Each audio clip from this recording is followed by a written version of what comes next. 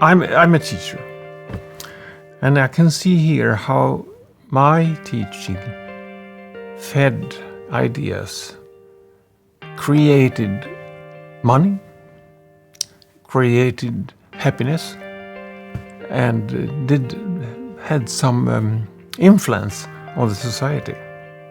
It's a great feeling.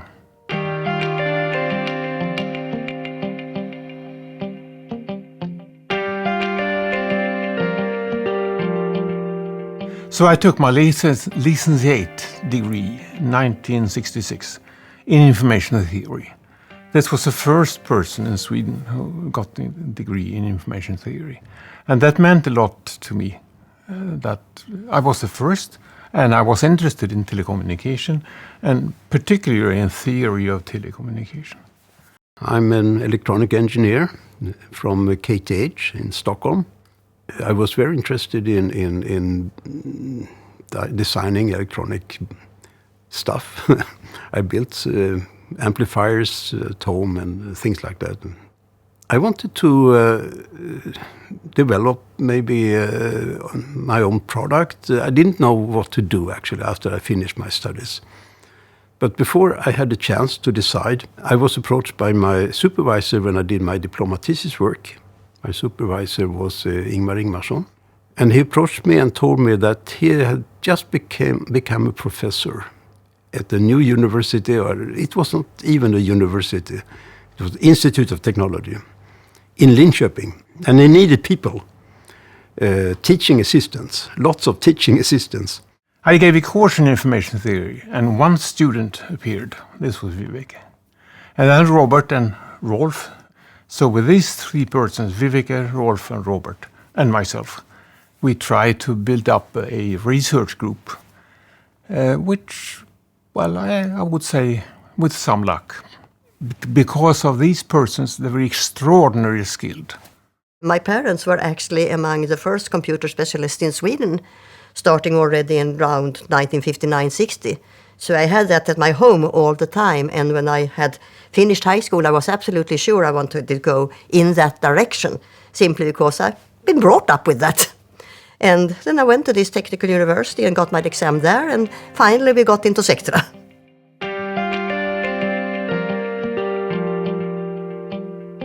In the late 70s, people didn't talk about data security. They were very optimistic. I think it was a company or an authority which told Vivek that if you want to start or stop a power station in northern Sweden, you can do that by telephone.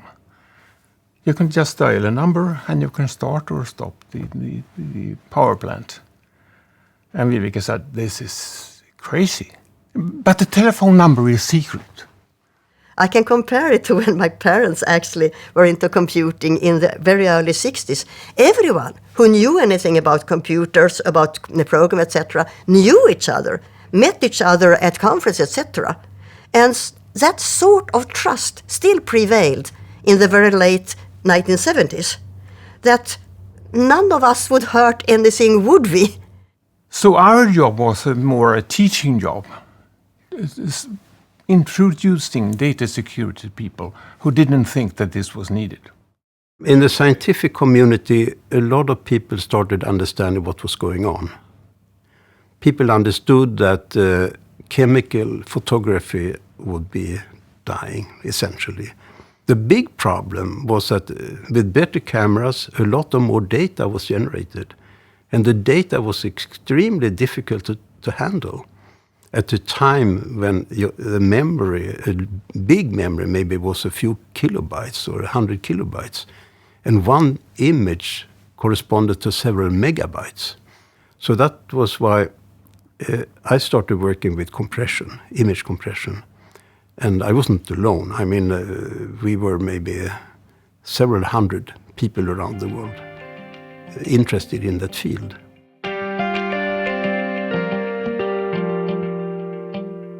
It's true that it all started with data security and based on Ingmar's research.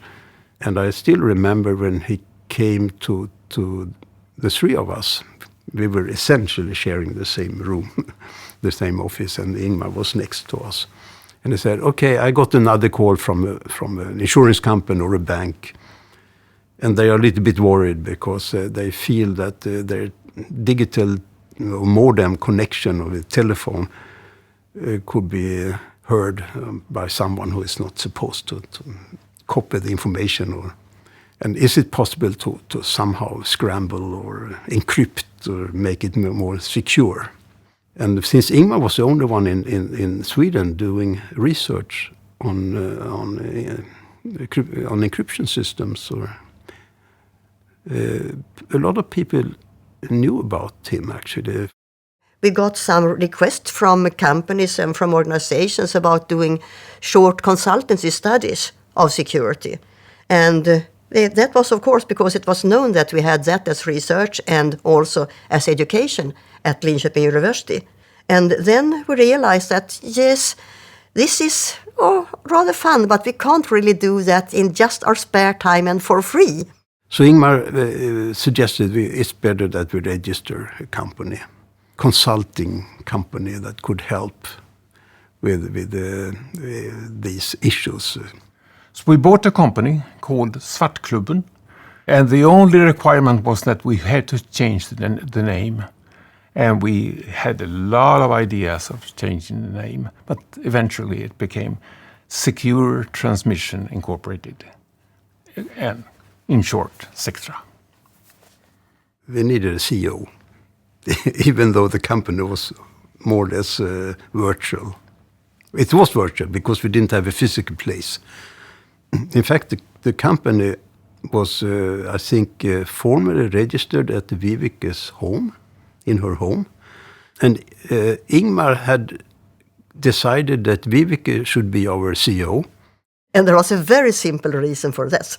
Professor Ingvarsson, he was very much into getting women involved and not being neglected and, of course, not discriminated.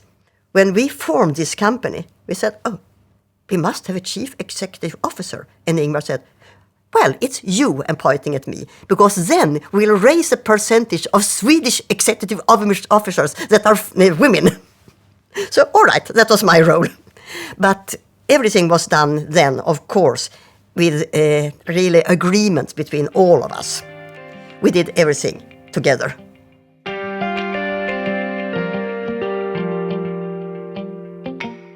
The next person who appeared was Jan-Olof Bryer. And Jan-Olof is engineer and economist. He has 2 degrees in technology and economy. And he wanted to make Sectra a business. We didn't think about business. We thought about technology. So we have all accepted then Jan-Olof would be our CEO. And one evening, all of us were having dinner in my house. And we were discussing how should we do with this company that we have together. And Jan-Olof told us that he had been thinking a lot about this. And he would like to share some ideas. And then he took a piece of paper, or I gave him a piece of paper and a pen, and said, we must have some plan. For example, a 5-year plan. Okay, right, okay.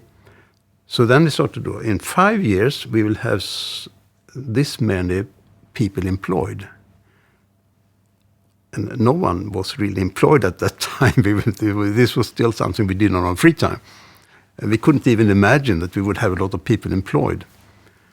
And we would have a turnover that is so many millions of crowns.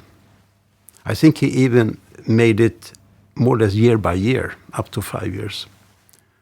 And I remember Ingmar and Viveke and I was kind of looking at each other. So we wonder if Jan-Olof, is he serious or is he just joking with us? No, he was very serious.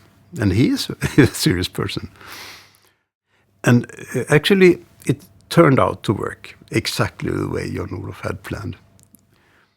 And all of us refers to this event as the wonderful night. And that was an important lecture for the rest of us, because as academics, you usually don't think in those terms. This is the thinking of an entrepreneur with a vision. You see what the difference in the mindset that Jan-Olof had compared to the rest of us.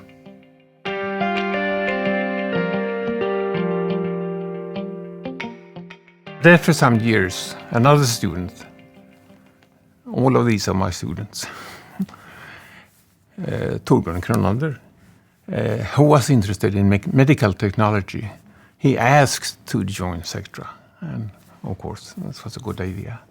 So Torbjörn had the vision that these X-ray photos should be scanned and then transmitted electronically to the big hospital, like in Linköping, from other places in the country, and the specialists could then look at the X-ray on the big screen. I think the rest of us didn't really understand that this was a new business field that Sectra would go into. Yes, Torbjörn's part of that was very major one. Of course, Robert is into that field scientifically too. But I doubt that we would have got so much into that field if it had only been us more or less secure transmission people dominating the company. It very quickly became larger than the other leg, because the other leg was still very much a consultancy activity. We were even recommended by people outside that you should sell out this securities part of Sectra, because it's not developing very fast. It's very constrained market. And one person that was not really keen on selling off was Jan-Olof. He said, no, I think these two areas, they seem to be very far from each other. But I think they will support each other in the future. He had some feeling that in the future, security would be a very important part of nearly any digital product. So these three areas, pictures, data security, and medical technology, they were the core of Sectra, and still are.